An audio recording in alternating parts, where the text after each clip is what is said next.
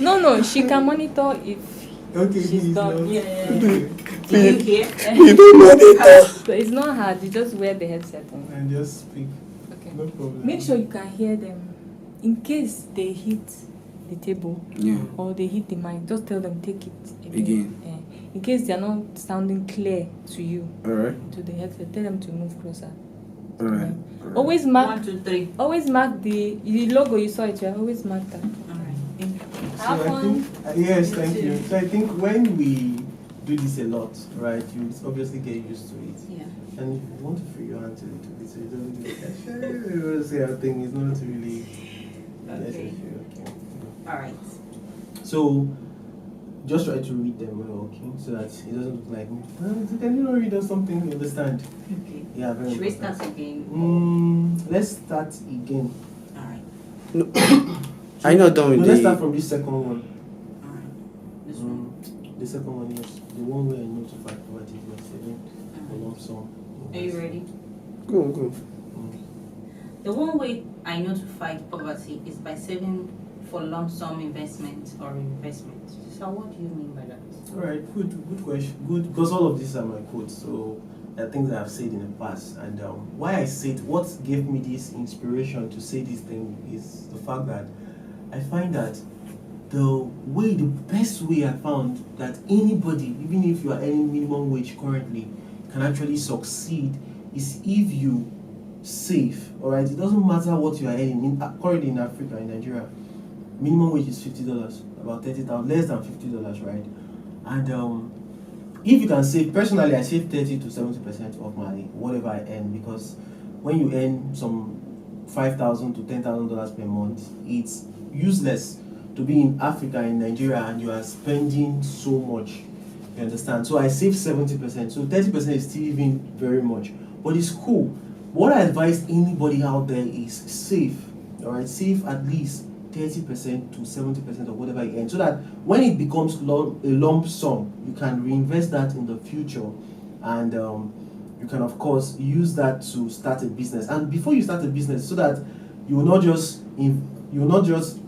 have all of this lump sum and waste it. All right, what you need to do is ensure you learn. Right, part of investment is learning. Right, you first learn, and then you now invest into what you have learned. All right, learn, master, correct yourself, and then invest, and then that way you can go out of poverty pretty fast. So that's that. Thank you. Alright. Mentorship is good because it saves you from the decision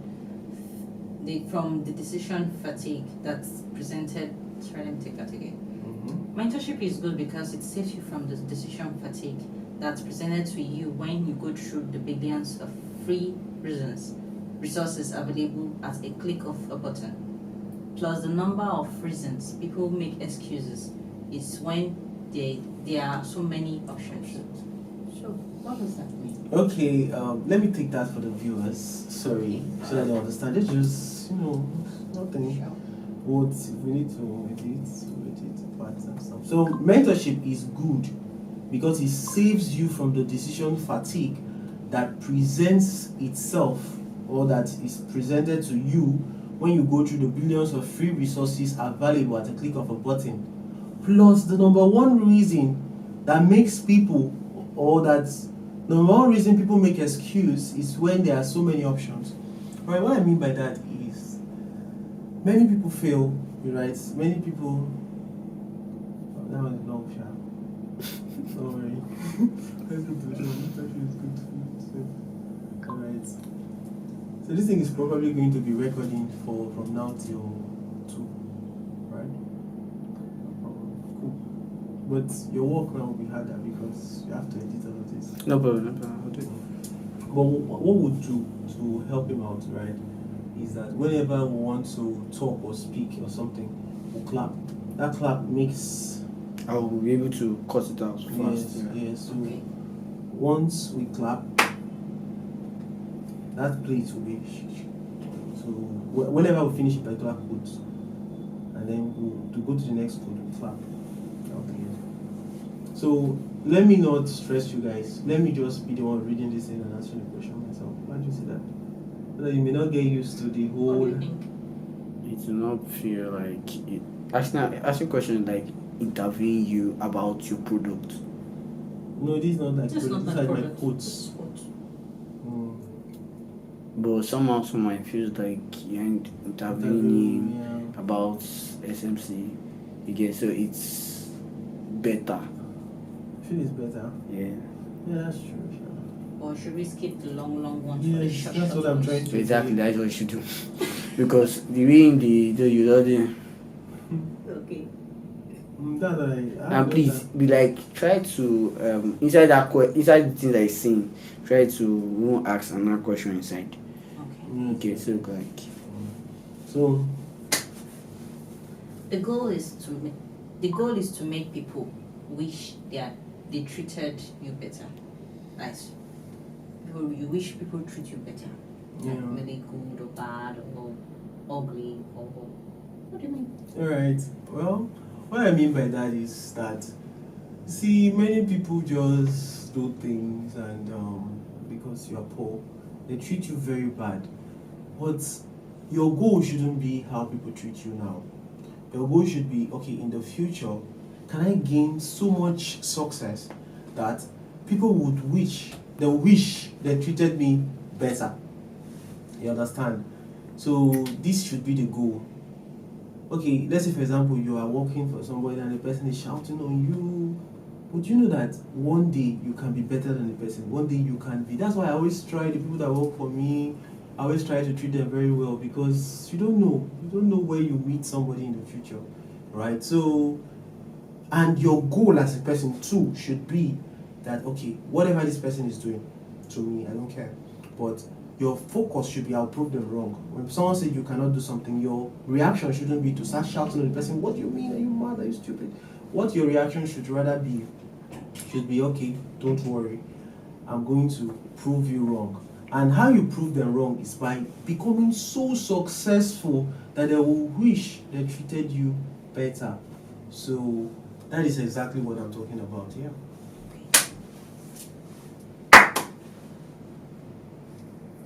Indifferent products can only compete with price.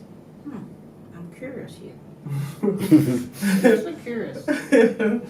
Alright, so indifferent products.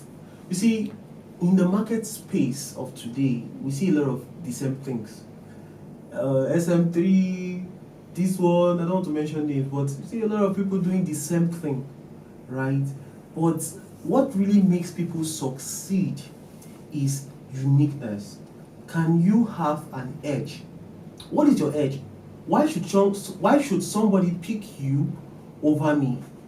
Why should someone choose you over me when it comes to products? Maybe you want to make a decision, a buying decision. When someone wants to make a buying decision, why should they pick your product over mine? So if we are the same, they will pick any of us. So that is the major problem, right? Indifferent products. It can only bring about competition with price. And competition with price is useless because at the end of the day, people will stick to the brands that are most known. And you are not going to have a say because you are only just making your own product cheaper. Alright, you're not really solving the problem. What I always advise, even in our program, we have sections where I give you, I call it a positive difference checklist. What that checklist basically does is that it gives you ideas that you can implement to make your product unique, right? To have a positive difference, to have an edge over your competitors. So that's just basically what it is.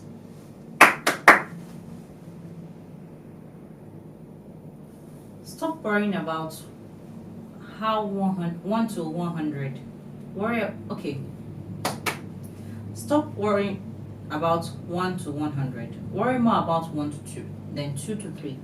Wonders happen when you focus on just the next step. Alright, many of us, we have this issue where we want to worry a lot, like what will happen tomorrow, what will happen next tomorrow in business. It is not your business to know. Take every day, enjoy the day. Like you see how we're enjoying today and living our life, we are doing what we do, we're just taking every moment, we are soaking up every moment, right? We're not overthinking, right? And it's better when you don't overthink. So always take things one step after another. All right, problems happens when you want to, because when you look at the bulk of work that you have, sometimes you get discouraged. So there is no need. In fact, you only have to worry about like think through once or a couple of times, and after you have thought through, forget about everything that you have thought through and take it bit by bit. Take it one step before another. Remember, how to cover 1,000 miles is by doing what? Taking the first step. Because if you see a lot of steps and you feel I don't have the strength to go through all of these, you end up not doing anything. And not doing anything will result to what? Getting no result. So that's that. So always think in steps. Let me start here. Let me go here. Let me take it one step after the other. So Wealth is a measure of how long you survive without further income. Sorry, please, whenever he's talking, please resume. Okay, all right. Wow, really? Don't overdo it. Don't overdo it, but Yeah. do it. If it will feel like you are interacting. When you tried it, it's actually it went See, well. I laughed. Those time you felt Okay. natural and it made the whole thing better. Wealth is a measure of how long you survive without further income. Wow. Wealth. I really want to have wealth, make it big, So Yeah. how do I do that? Okay, there's a difference between being rich. Forget I have this. Yeah. Yeah, but it's okay. I'm African, so I have to sound African. All right, that's what makes me unique. All right. So what I'm saying in essence is that there's a difference between being rich and being wealthy. Being wealthy, I feel my definition of wealth is how long you can survive without further income. All right. How long? Most people are rich, right? And in the sense that they have a high-paying job, they just stumbled on wealth, they gambled and stumbled on wealth and all of these things, and it's just one-off. But when you are truly wealthy, you just have a lot of money, or let's put it like this: when you have a good skill, when you have a skill that is a high-income skill, you are wealthy. Because even if you don't have any further income, you can always create income. You now become an income magnet. How long can you survive without money? Because most people always see this whole money thing as you always need income, you always have to be working. If you are working so much, then you are not wealthy. People that are truly wealthy are people that are making money in their sleep. The question is, can you make money while you sleep? It doesn't have to. Remember, there's a difference between smart work and what? Smart work and what? Hard work and smart work. Okay. So many people work hard, but they don't work smart. So somebody that is wealthy works smart.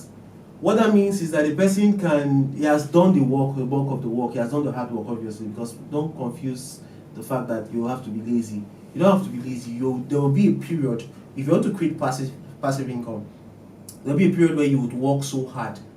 All right. But for it to be passive, your presence is no longer needed at a point. If the point doesn't come where your small business grows to a point where it does not need you anymore, you understand, then you don't have what it takes. You are still running a small one-man business, a sole proprietorship, right?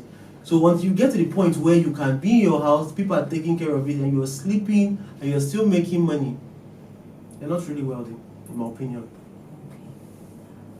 Most